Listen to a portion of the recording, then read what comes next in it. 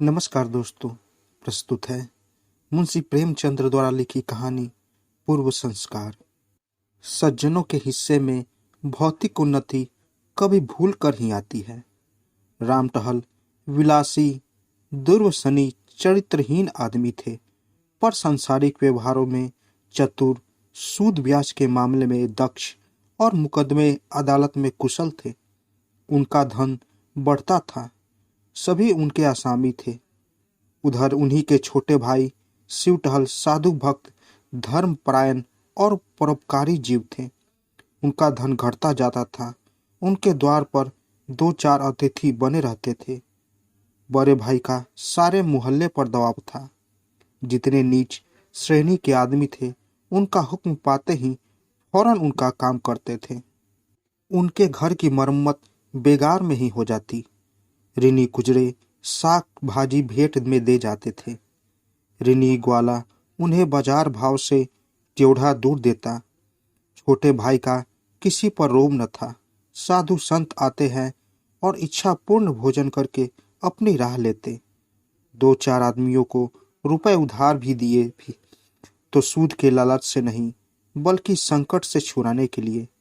कभी जोर देकर तगादा न करते कि कहीं उन्हें दुख न हो। कई साल गुजर गए, यहाँ तक कि शिवटहल की सारी संपत्ति परमार्थ उड़ गई। रुपए भी बहुत डूब गए। उधर रामटहल ने नया मकान बनवा लिया, सोने चांदी की दुकान खोल ली, थोड़ी जमीन भी खरीद ली और खेती बाड़ी भी करने लगे। शिवटहल को अब चिंता हुई, निर्वाह कैसे होगा। धन न था कि रोजगार करते। वह व्यापार बुद्धि भी न थी जो बिना धन के भी अपनी राह निकाल लेती है। किसी से ऋण लेने की हिम्मत न पड़ती थी। रोजगार में घाटा हुआ तो देंगे कहाँ से। किसी दूसरे आदमी की नौकरी भी न कर सकते थे। कुल मर्यादा भंग होती थी। दो चार महीने त्यों त्यों करके काट लिए। अंत में चारों ओर से निराश होकर बड़े भाई के पास गए और कहा, भैया, अब मेरे और मेरे परिवार के पालन का भार आपके ऊपर है। आपके सिवा अब किसकी शरण लूं? रामटहल ने कहा, इसकी चिंता तुम्हें करनी है। तुमने कुकर्म में तो धन उड़ाया नहीं। जो कुछ किया उससे कुल कीर्ति ही फैली है। मैं धूर्त हूँ, संसार को ठगता हूँ। तुम सीधे साधे आदमी हो, दूसरे ने तुम्हें ठग लिया। यह तुम्हारा ही घर है। मैंने जो जमीन ली है उसकी तहसील वसूल करो, खेती बाड़ी का काम संभालो। महीने में तुम्हें जितना खर्च पड़े मुझसे ले जाओ।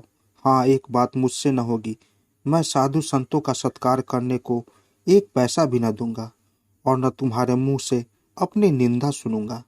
शिवटहल ने गदगद कंठ से कहा, भैया, मुझसे इतनी भूल अवश्य हुई कि मैं सबसे आपकी निंदा करता रहा हूँ। इसे क्षमा करो। अब से मुझे अपनी निंदा करते सुनना तो जो चाहे दंड देना। हाँ, आपसे मेरी एक विनय है। मैंने अब तक अच्छा किया या बुरा, पर भाभी जी को मना कर देना कि उसके लिए मेरा तिरस्कार न करे।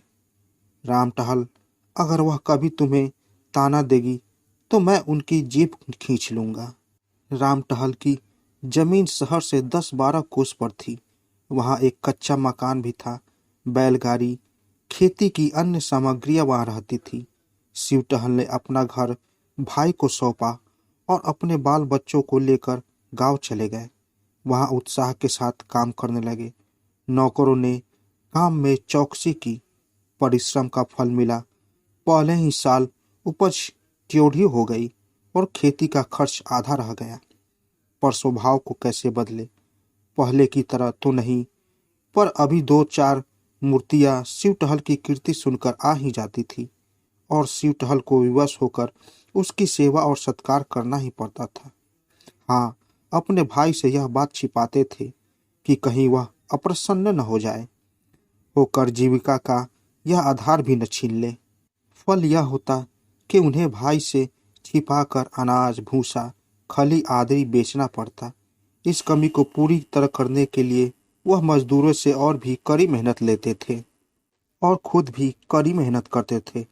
धूप, ठंड, पानी, बूंदी की बिल्कुल परवाह न करते थे। मगर कभी इतना परिश्रम तो किया न था। शरीर शक्तिहीन होने लगा। भोजन भी रूखा सूखा मिलता था, पर उस पर कोई ठीक समय नहीं। कभी दोपहर को खाया, कभी तीसरे पहर। कभी प्यास लगी तो तालाब का पानी पी लिया। दुर्बलता रोग का रूप ले चुकी थी। बीमार पड़ गए। देहात में दवा दारू का सुविधा न था। भोजन में भी कुपथ्य करना पड़ता था।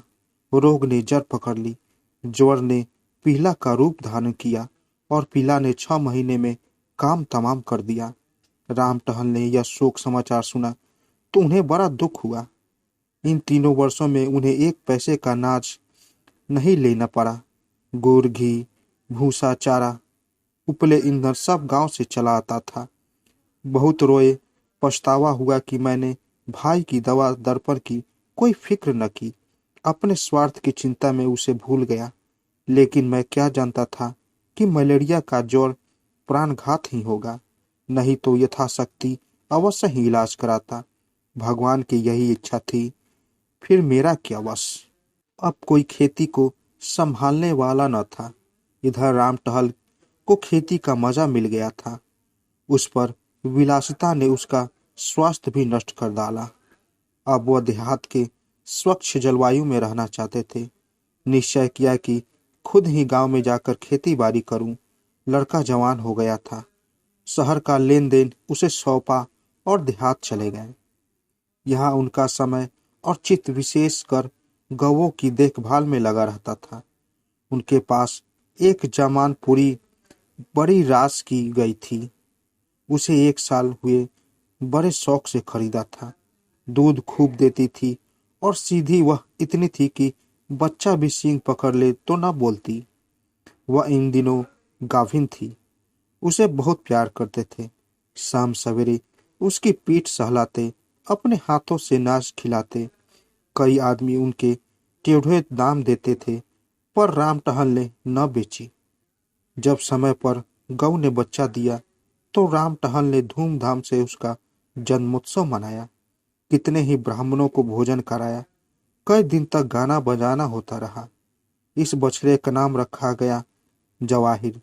एक ज्योतिषी से उसका जन्म पत्र भी बनवाया गया। उसके अनुसार बछड़ा बड़ा होनहार, बड़ा भाग्यशाली, स्वाभाविक निकला।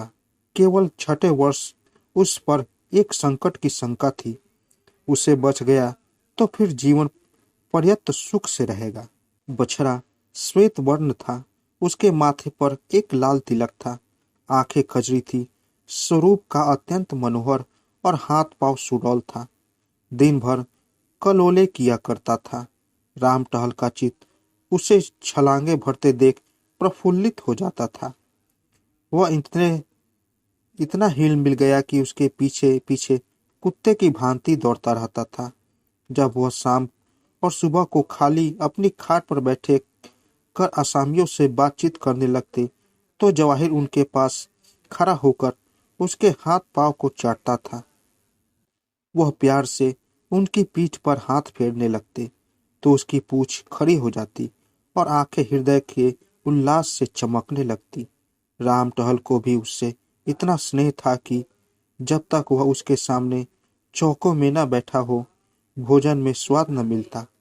वह उसे वसुधा गोद में चिपटा लिया करते। उसके लिए चांदी का हार, रेशमी फूल, चांदी की झांझें बनवाई। एक आदमी उसे नित्य नहलाता और झाड़ता पोंछता रहता था। जब कभी वह किसी काम से दूसरे गांव में चले जाते तो उन्हें घोड़े पर आते देखकर जवाहिर फुलेले मारता हुआ उसके पास पहुंच जाता और उनके पैरों को चाटने लगता। पशु और मनुष्य में यह पिता पुत्र सा प्रेम देखकर लोग चकित हो जाते। जवाहिर की अवस्था 2.5 वर्ष की हुई। राम टहल ने उसे अपनी सवारी की बहाली के लिए निकालने का निश्चय किया। वह अब बछड़े से बैल हो गया था। उसका ऊंचा ढील गठे हुए अंग, सुदृढ़ मांसपेशियां, गर्दन के ऊपर ऊंचा ढील, चौड़ी छाती और मस्तानी चाल थी। ऐसा दर्शनीय बैल सारे इलाके में न था। बड़ी मुश्किल से उसका बांधा मिला, पर देखने वाले साफ कहते थे कि जोरे नहीं मिला। रुपए वो अपने बहुत खर्च किए हैं, पर कहाँ जवाहिर और कहाँ यह, कहाँ लैप और कहाँ दीपक। पर कौतूहल की बात यह थी कि जवाहिर को कोई गाड़ीवान हाँकता तो वह आगे पैर न उठाता, गर्दन हिला हिलाकर रह जाता। मगर जब राम टहल आप पगहा हाथ लेते और एक बार चिपका कर कहते चलो बेटा, तो जवाहिर उन्मुक्त होकर गाड़ी को उड़ा ले जाता। दो दो कोस तक बिना रुके एक ही सांस में दौड़ता चला जाता। घोड़े भी उसका मुकाबला न कर सकते थे। एक दिन संध्या समय जब जवाहिर नाद में खली और भूसा खा रहा था और राम टहल उसके पास खड़े उसकी मक्खियां उड़ा रहे थे, एक साधु महात्मा आकर द्वार पर खड़े हो गए। राम टहल ने अभिनय पूर्ण भाव से कहा, यहाँ क्यों खड़े हो गए महाराज, आगे जाओ। साधु, कुछ नहीं बाबा, इसी बैल को देख रहा हूँ, मैंने ऐसा सुंदर बैल नहीं देखा। राम टहल, ध्यान देकर, घर ही का बछड़ा है, साधु साक्षात देव रूप है। यह कहकर महात्मा जी जवाहिर के निकट गए और उसके खुर चूमने लगे। राम टहल, आपका शुभागमन कहाँ से हुआ? आज यहीं विश्राम कीजिए तो बड़ी दया हो। साधु, नहीं बाबा, क्षमा करो, मुझे आवश्यक कार्य से रेलगाड़ी पर सवार होना है, रातों रात चला जाऊंगा, ठहरने से विलंब होगा। राम टहल, तो फिर और कभी दर्शन होंगे? साधु, हाँ, तीर्थ यात्रा से 3 वर्ष में लौटकर इधर से फिर जाना होगा, तब आपकी इच्छा होगी तो ठहर जाऊंगा। आप बड़े भाग्यशाली पुरुष हैं कि आपको ऐसे दो रूप नंदी की सेवा का अवसर मिला रहा है। उन्हें पशु न समझिए, यह कोई महान आत्मा है, इन्हें कष्ट न दीजिए, इन्हें कभी फूले से भी न मारिएगा। यह कहकर साधु ने फिर जवाहिर के चरणों पर शीश नवाया और चले गए। उस दिन से जवाहिर की और भी खातिर होने लगी, वह पशु से देवता हो गया। राम टहल उसे पहले रसोई के सब पदार्थ खिलाकर तब आप भोजन करते, प्रातःकाल उठकर उसके दर्शन करते, यहाँ तक कि वह उसे अपनी बहली में भी न जोतना चाहते। लेकिन जब उसको कहीं जाना होता और बहली बाहर निकल जाती तो जवाहिर उसमें जुतने के लिए इतना अधीर और आतंकित हो उठता था, सिर हिला हिलाकर इस तरह अपनी उत्सुकता प्रकट करता कि राम टहल को विवश होकर उसे जोतना पड़ता। दो एक बार वह दूसरी जोड़ी जोत कर चले तो जवाहिर को इतना दुख हुआ कि उसने दिन भर नाद में मुंह नहीं डाला। इसलिए वह अब बिना किसी विशेष कार्य के कहीं जाते ही न थे। उसकी श्रद्धा देखकर गांव के अन्य लोगों ने भी जवाहिर को अन्न ग्रास देना शुरू किया। सुबह उसके दर्शन करने तो प्रायः सभी आ जाते थे। इस प्रकार 3 साल और बीते। जवाहिर को 6ठा वर्ष लगा। राम टहल को ज्योतिषी की बात याद थी। भय हुआ कहीं उसकी भविष्यवाणी सत्य न हो। पशु चिकित्सा की पुस्तकें मांग कर पढ़ी, पशु चिकित्सा से मिले और कई औषधियां ला कर रख ली। जवाहिर को टीका लगवा दिया, कहीं नौकर उसे खराब चारा या गंदा पानी न खिला पिला दे। इस आकांक्षा से वह अपने हाथों से उसे खोलने बांधने लगे। पशुशाला का फर्श पक्का करा दिया, जिसमें कोई कीड़ा मकोड़ा न छिप सके। उसे नित्य प्रति खूब धुलवाते भी थे। संध्या हो गई थी। राम टहल नाद के पास खड़े जवाहिर को खिला रहे थे कि इतने में सहसा वही साधु महात्मा आ निकले जिन्होंने आज से 3 वर्ष पहले दर्शन दिए थे। राम टहल उन्हें देखते ही पहचान गए। जाकर दंडवत की कुशल समाचार पूछे और उनके भोजन का प्रबंध करने लगे। इतने में अकस्मात जवाहिर ने जोर से डकार ली और धम से भूमि पर गिर पड़ा। राम टहल दौड़े हुए उसके पास आए। उसकी आंखें पतरा रही थी। पहले एक स्नेहपूर्ण दृष्टि उन पर डाली और चित हो गया। राम टहल घबराए हुए घर से दवाई लाने दौड़े। कुछ समझ में न आया कि खरे खरे इसे क्या हो गया। जब वह घर में से दवाइयां लेकर निकले तब जवाहिर का अंत हो चुका था। राम टहल शायद अपने छोटे भाई की मृत्यु पर भी इतने शोकाकुल न हुए थे। वह बार बार लोगों को रोकने पर भी दौड़ दौड़ कर जवाहिर के शव के पास जाते और उनसे लिपट कर रोते।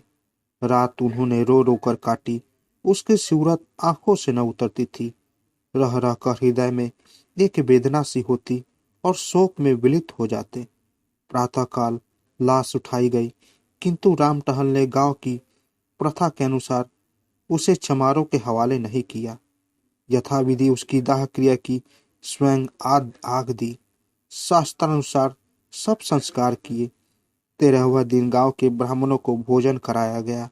उक्त साधु महात्माओं को उन्होंने अब तक नहीं जाने दिया था।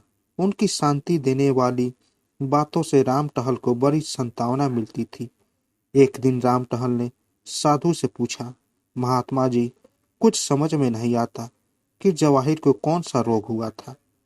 ज्योति जी ने उसके जन्म पात्र में लिखा था कि उसका 6ठा साल अच्छा न होगा, लेकिन मैंने इस तरह किसी जानवर को मरते नहीं देखा। आप तो योगी हैं, यह रहस्य आप कुछ समझ में आता है? साधु, हाँ, कुछ थोड़ा थोड़ा समझता हूँ। राम टहल, कुछ मुझे भी बतलाइए। चित्त को धैर्य नहीं आता। साधु, वह उस जन्म का कोई सारचरित साधु भक्त परोपकारी जीव था। उसने आपकी सारी संपत्ति धर्म कार्यों में उड़ा दी थी। आपके संबंधियों में ऐसा कोई सज्जन था? राम टहल, हाँ, महाराजा था। साधु, उसने तुम्हें धोखा दिया, तुमने विश्वासघात किया। तुमने उसे अपना कोई काम सौंपा था, वह तुम्हारी आंख बचाकर तुम्हारे धन से साधुओं की सेवा सत्कार किया करता था। राम टहल, मुझे उस पर इतना संदेह नहीं होता। वह इतना सरल प्रवृत्ति का, इतना सच्चरित्र मनुष्य था कि बेईमानी करने का उसे कभी ध्यान भी नहीं आ सकता था। साधु, लेकिन उसने विश्वासघात अवश्य किया। अपने स्वार्थ के लिए नहीं, अतिथि सत्कार के लिए ही सही, पर था वह विश्वासघाती। राम टहल, संभव है दुर्व्यवस्था ने उसे धर्म पथ से विचलित कर दिया हो। साधु, हाँ, यही बात है।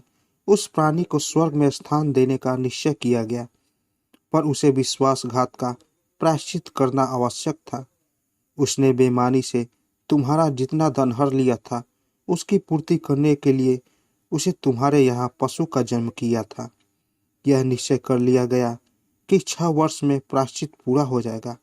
इतनी अवधि तक वह तुम्हारे यहाँ रहा। जब ही वह अवधि पूरी हो गई, तेम ही उसकी आत्मा निष्पाप और निश्चलित होकर निर्वाण पद को प्राप्त हो गई। महात्मा जी तो दूसरे दिन विदा हो गए, लेकिन राम टहल के जीवन में उसी दिन से एक बड़ा परिवर्तन देखने को मिला। उसकी चित्तवृत्ति बदल गई। दया और विवेक से हृदय परिपूर्ण हो गया था। वह मन में सोचते, जब ऐसे धर्मात्मा प्राणी को जरा से विश्वासघात के लिए इतना कठोर दंड मिला, तो मुझ जैसे कुकर्मी की क्या दुर्गति होगी। यह बात उनके ध्यान से कभी न उतरती थी। तो दोस्तों, कैसी लगी कहानी? अगर आप लोगों को कहानी अच्छी लगी हो तो मेरे चैनल को ज़रूर सब्सक्राइब करें और साथ साथ बेल आइकन को भी ज़रूर दबाएं, ताकि मेरी कहानी सबसे पहले आप तक पहुंचे। तो दोस्तों, मिलते हैं एक नई कहानी के साथ एक नए वीडियो में। तब तक के लिए नमस्कार।